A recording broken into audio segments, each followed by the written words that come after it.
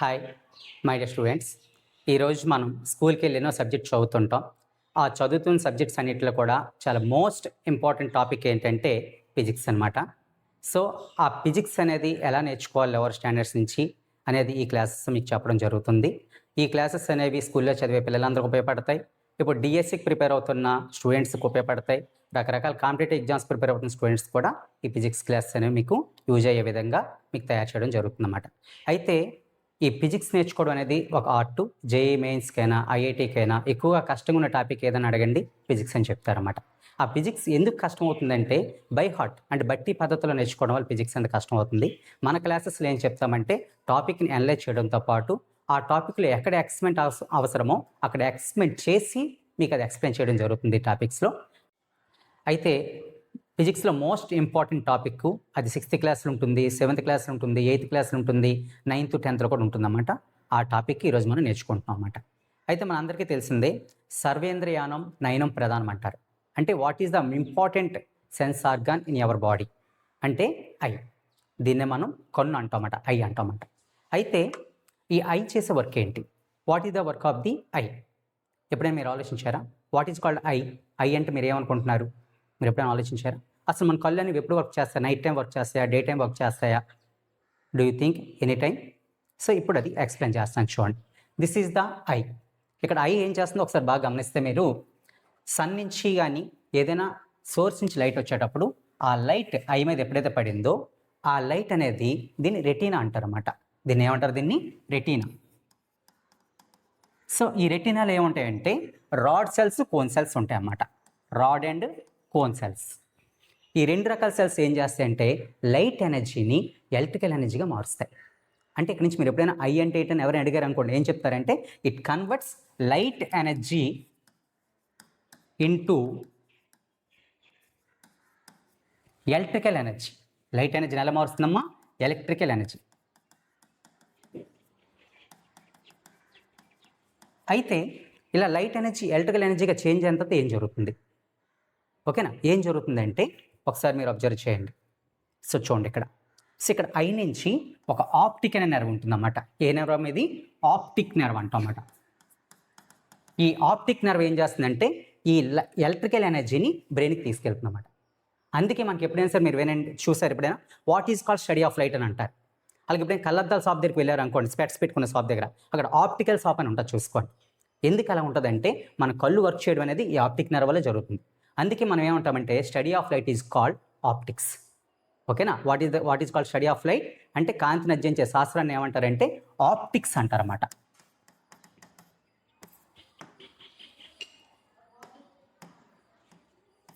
ఏమంటారమ్మా? Optics. అది.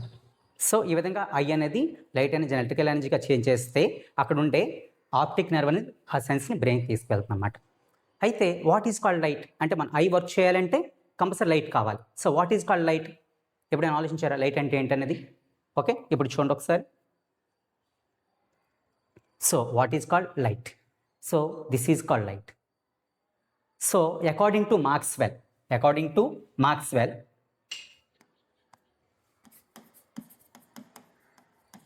light is a electromagnetic wave.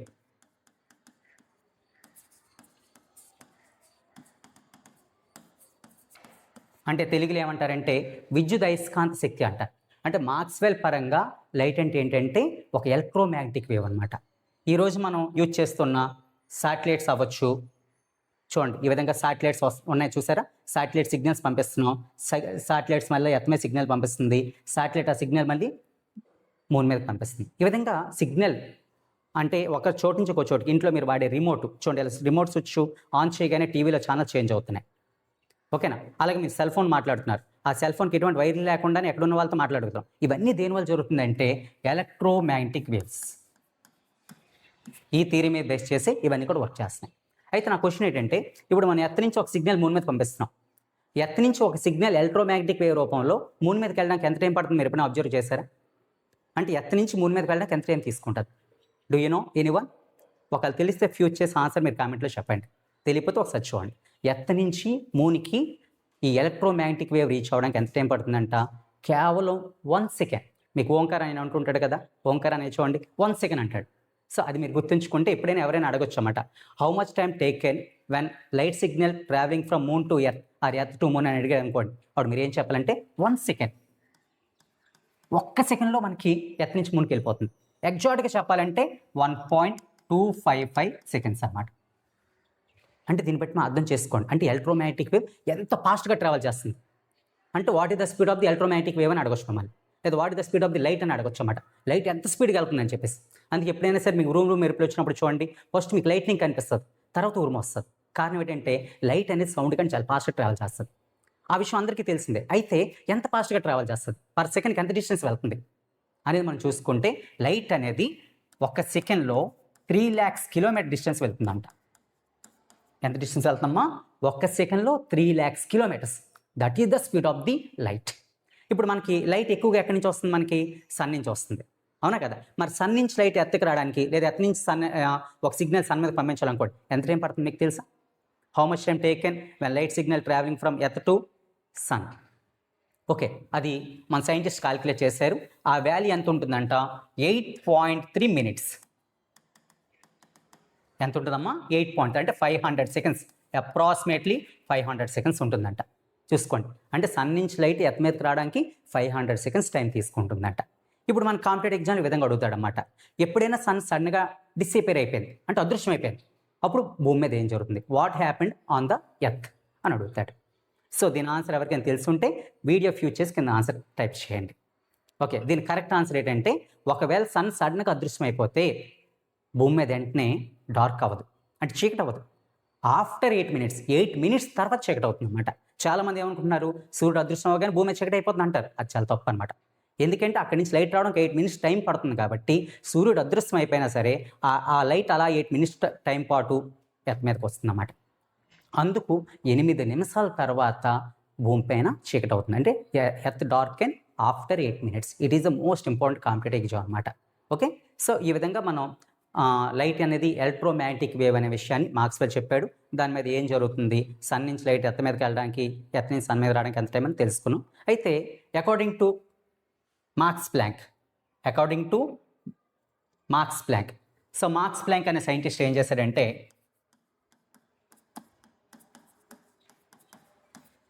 Light is a photon అని చెప్పాడన్నమాట. అంటే లైట్లో ఉండే ఎనర్జీని ఫోటాన్ అని పిలిచాడు. ఇతని థియరీని ఏమంటారంటే క్వాంటమ్ థియరీ అంటారన్నమాట. ఏ థియరీ అంటారమ్మా? Quantum theory. అంటే మార్క్స్ ప్లాంక్ చెప్పిన థియరీ ఏంటంటే క్వాంటమ్ థియరీ. ఈ క్వాంటమ్ థియరీ ప్రకారంగా లైట్ అంటే ఏంటంటే ఫోటాన్. ఎప్పుడైనా మీరు కెమెరా ముందుకెళ్ళి ఫోటో తీసుకుని అంటారు, మీరు ఎప్పుడైనా సరే ఎందుకు ఫోటో అనే మాట వాడారా ఆలోచించారా? ఫోటో కెమెరాలో ఫోటో తీ అని అంటుంటారు. ఆ ఫోటో అనే మాట దేని నుంచి వచ్చిందంటే ఈ ఫోటో నుంచి వచ్చిందన్నమాట. అలాగే మీరు ఎక్కువగా వినే ఉంటారు, భూమి మీద ఉండే అన్ని జంతువులకు కూడా, ఓకేనా, సమస్త ప్రాణికోటికి కూడా, భూమి మీద ఉండే ప్రతి జంతువు కూడా ఫుడ్ని ఎవరు ప్రిపేర్ చేస్తున్నాయంటే ఆకులు ప్రిపేర్ చేస్తున్నాయి. సో ఈ లీఫ్ అనేది ఫుడ్ ప్రిపేర్ చేస్తుంది. ఆ లీఫ్ ఫుడ్ని ఏ ప్రొసీజర్లో ప్రిపేర్ చేస్తుంది మీ అందరికీ తెలిసిందే. దాన్ని ఏమంటారంటే ఫోటోసింథసిస్ అంటారు. ఎవరికైనా తెలుసు ఎందుకు దీన్ని ఫోటోసింథసిస్ అంటారని? లీఫ్ ఫుడ్ని ప్రిపేర్ చేస్తే ఈ ప్రాసెస్ని ఎందుకు ఫోటోసింథసిస్ అని పిలిచారు? ఎప్పుడైనా ఆలోచించారా? నెంబర్ ఆఫ్ టైమ్స్ విని సార్ ఫోటోసింథసిస్ అని చెప్పేసి.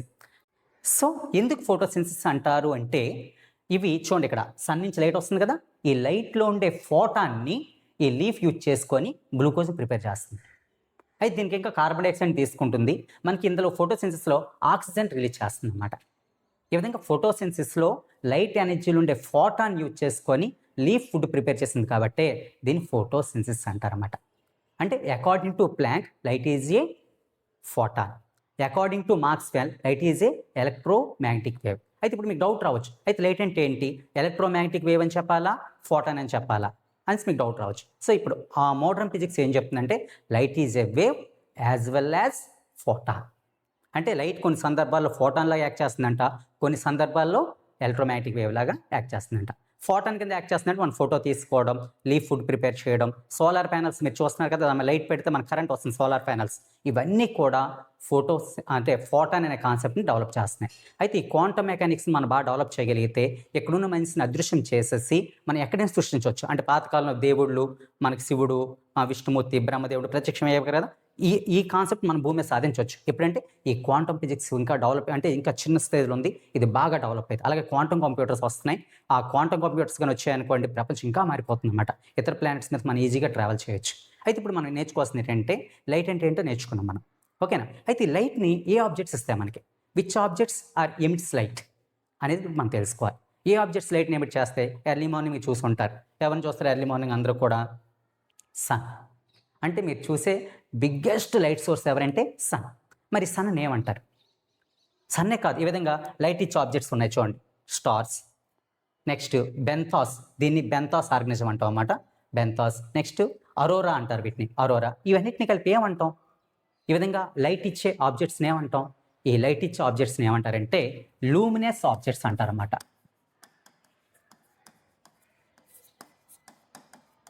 అంటే విచ్ ఆబ్జెక్ట్స్ ఎమిట్ లైట్, ఏ ఆబ్జెక్ట్స్ అయితే లైట్ని ఇస్తున్నాయో వాటిని ఏమి పిలుస్తారమ్మా? లూమినస్. అంటే స్వయం ప్రకాశకాలం పిలుస్తారన్నమాట. కాంతి జనకాలను కూడా పిలుస్తారన్నమాట. అందులో ఫస్ట్ది ఎవరంటే సన్. సెకండ్ది ఒకసారి అబ్జర్వ్ చేయండి, స్టార్స్. అంటే our sun also one star. Next చూడండి ఒకసారి, దీన్ని బెంథాస్ ఆర్గనిజం అంటారన్నమాట. ఈ ఆర్గనిజంలో ఉండే ఇవన్నీ కూడా మీరు చూసే ఉంటారు. ఏంటంటే అవతార్ సినిమా చూస్తుంటారు. అవతార్ సినిమాలు చూడండి, అవన్నీ వెలుగుతుంటాయి, లైటింగ్ ఇస్తుంటాయి అన్నమాట. అలాగే ఈ బెంథాస్ రీజన్లో ఉన్న ఆర్గనిజం అంతా కూడా ఏం చేస్తుందంటే అవి లైటింగ్ని ఇల్యూమినేట్ చేస్తుంటాయి అన్నమాట. దీన్ని ఏమంటారంటే బయోల్యూమినిసెన్స్ అంటారన్నమాట. దీన్ని ఏమంటారమ్మా? బయో అంటే జీవుల నుంచి మనకి వచ్చింది అనుకోండి లైట్, బయోల్యూమినిసెన్స్ అని పిలుస్తారన్నమాట. అంటే అలాగా ఈ బెంథాస్ రీజన్కి మనం వెళ్ళాం. మరి మనం చూడగలిగే బయోల్యూమినిసెన్స్ ఎప్పుడైనా మీకు తెలుసా? మీరు అబ్జర్వ్ చేశారా? మనం చూడగలిగే bioluminescence. So this is the bioluminescence. దీన్నే ఏమంటారంటే ఫైర్ ఫ్లై అంటారు. ఏమంటారమ్మా దీన్ని? ఫైర్ ఫ్లై, లేదా జుజుబి అంటారు, లేదా గ్లోవార్మ్ అంటారు. ఇది ఎక్కువగా మీరు అందరూ కూడా చూస్తుంటారు, అగ్గిపురుగు అంటారన్నమాట. ఈ అగ్గిపురుగు తను తినే ఫుడ్ అనేది డైజెస్ట్ అయ్యేటప్పుడు ఈ విధంగా ఒక లైట్ని ఎమిట్ చేస్తుంది. దీన్నే బయోల్యూమినిసెన్స్ అంటాం అన్నమాట. సో అలాగే న్యాచురల్ లూమినస్ బాడీస్లో నెక్స్ట్ లైటింగ్ చూడండి, ఇది కూడా ఒక రకమైన లూమినస్ సోర్స్. నెక్స్ట్ వీటిని ఏమంటారంటే అరోరా అంటారు. అరోరా. అరోరా అంటే ఏంటంటే నార్త్ పోల్ దగ్గర, సౌత్ పోల్ దగ్గర మనకి ఎర్త్ యొక్క మ్యాగ్నెటిజం అనేది ఎక్కువగా కాన్సన్ట్రేట్ అయి ఉంటుంది. అది సన్తో వచ్చే కొన్ని రకాల డస్ట్ పార్టికల్స్తో, అవి ఏం చేస్తాయి, అయనైజైన్ పార్టికల్స్తో రియాక్ట్ అవడం వల్ల ఈ లైటింగ్స్ వస్తాయి అన్నమాట. దీన్నే అరోరా ఆస్ట్రాలసిస్, అరోరా బోరియాలిసిస్ అంటుంటారు అన్నమాట. ఓకే, నార్త్ సౌత్ వైపు వస్తుంటాం. ఇప్పుడు పెళ్ళైనప్పుడు చూడండి, మనం అవుట్స్ పేల్స్తాం కదా, అలా ఉంటాయి, చాలా అందంగా ఉంటాయి అన్నమాట చూడడానికి అన్నమాట. అయితే ఇప్పుడు మీరు ఏదైతే చూసారో ఈ అరోరా అవ్వచ్చు, లేకపోతే లైట్నింగ్ అవ్వచ్చు, నెక్స్ట్ గ్లోవమ్ అవ్వచ్చు, నెక్స్ట్ బెంథాస్ రీజన్ అవ్వచ్చు, నెక్స్ట్ ఫ్రాస్ట్ అవ్వచ్చు, సన్, ఇవన్నిటిని కూడా ఏమంటారంటే న్యాచురల్ లూమినస్ సోర్స్ అంటారు. అంటే అవి తమకు తాముగా లైట్ ఇస్తున్నాయి తప్ప దీనికి ఎవరు రీజన్ కాదనమాట. So what is the example of natural luminous source అన్నారు అనుకోండి, మీరు ఏం చెప్పొచ్చు అంటే సన్ అని చెప్పొచ్చు, ఓకేనా, స్టార్స్ అని చెప్పొచ్చు, నెక్స్ట్ బెంథాస్ రీజన్ అని చెప్పొచ్చు, అరోరా అని చెప్పొచ్చు, లైట్నింగ్ అని చెప్పొచ్చు, నెక్స్ట్ ఫైర్ ఫ్లై అని చెప్పొచ్చు. మరి ఇవి దేనికి ఎగ్జాంపుల్ అవుతాయి ఒకసారి చూడండి. ఇవి సో ఇక్కడ ఏముంది, బల్బ్ ఉంది, ట్యూబ్లైట్ ఉంది, ఎల్ఈడి లైట్ ఉంది, సిఎఫ్ఎల్ బల్బ్ ఉంది. ఇవన్నీ కూడా లేవు, మనం తయారు చేస్తాం. అంచేత వీటిని ఏమంటారంటే మ్యాన్ మేడ్ లూమినస్ సోర్స్ అంటారన్నమాట. వీటిని ఏమంటారమ్మా? మ్యాన్ మేడ్ లూమినస్ సోర్స్ అని పిలుస్తారు. ఇంకా మ్యాన్ మేడ్ లూమినస్ సోర్స్ చూసుకుంటే చూడండి, ఇక్కడ లాంతర్ ఉంది, నెక్స్ట్ మెర్క్యూరీ వేపర్ ల్యాంప్ ఉంది, సోడియం వేపర్ ల్యాంప్ ఉంది, లేజర్ లైట్, ఇవన్నిటిని ఏమంటారంటే మ్యాన్ మేడ్ లూమినస్ సోర్స్ అంటారన్నమాట.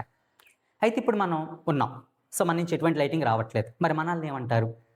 మన చుట్టూ ఎయిర్ ఉంది, ఎయిర్ నుంచి ఎటువంటి లైటింగ్ రావట్లేదు, ఎయిర్ని ఏమంటారు అంటే ఫర్ ఎగ్జాంపుల్ ఇవి ఇక్కడ చూడండి, ఇక్కడ ఇవి కనిపిస్తున్నాయి చూసారా, ట్రీ అని, ప్లానెట్స్ అని, మూన్ అని, మిర్రర్ అని, ఇవన్నీ ఉన్నాయి కదా, ఇవన్నిటిని కలిపి ఏమంటారు? వీటిని ఏమంటారంటే నాన్ లూమినస్ సోర్స్ అంటారన్నమాట. ఏమంటారమ్మా? నాన్ లూమినసెస్. అంటే ఏవైతే లైట్ని ఎమిట్ చేయవో వాటిని నాన్ లూమినస్ సోర్స్ అని పిలుస్తాం అనమాట. అయితే ఈ నాన్ లూమినస్ సోర్స్ని ఎలా క్లాసిఫై చేస్తాం? ఇందాక మనం చెప్పుకున్నాం, లూమినస్ సోర్స్ని natural luminous source, man made luminous source అని చెప్పి మనం క్లాసిఫై చేసుకున్నాం. మరి నాన్ లూమినస్ సోర్స్ని ఎలా క్లాసిఫై చేస్తాం అనేది ఒక చిన్న ఎక్స్పెరిమెంట్ ద్వారా మనం తెలుసుకుందాం. Okay friends.